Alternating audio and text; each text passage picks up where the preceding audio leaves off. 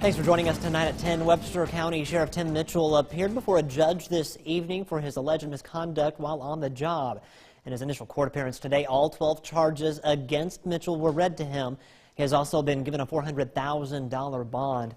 Our Quentin Smith, he was inside the courtroom today. He now joins us live in the studio with more. Quentin. Yes, Scott, this arrest is continuing to stir up conversation all throughout the Webster County community. Mitchell has been the sheriff there for the past 7 years. Now, usually it's Sheriff Mitchell arresting the bad guys and watching them make their appearance in front of a judge. However, today, those roles were reversed. Webster County Sheriff Tim Mitchell, handcuffed and shackled. That's how he came out for his first court appearance. He can even be seen here, smiling and winking at family members just as he entered into the courtroom. Today was just the initial appearance when the judge advised him of what he was charged with, made sure that he had an attorney, and handled a bond. Mitchell was arrested at his home on Hobby Road Wednesday morning. The 7-year sheriff is facing a dozen charges, which include attempting a sexual act with an inmate, giving weapons to an inmate, and he's even facing embezzlement accusations. Several state agencies are continuing to collect evidence and speak with witnesses in this ongoing investigation.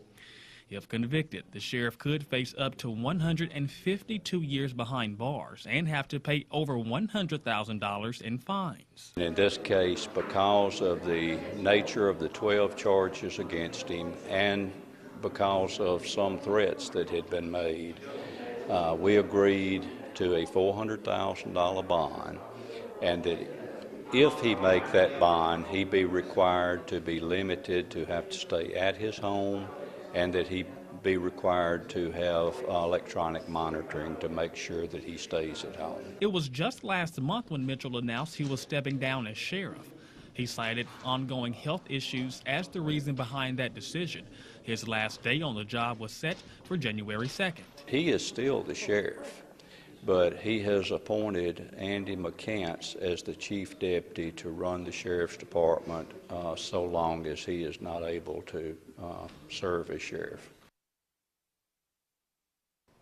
Now, a date still has not been set for Mitchell's next court appearance. However, I do want to point out the Webster County Board of Supervisors have scheduled a special call meeting to take place next week on December 26th. Scott?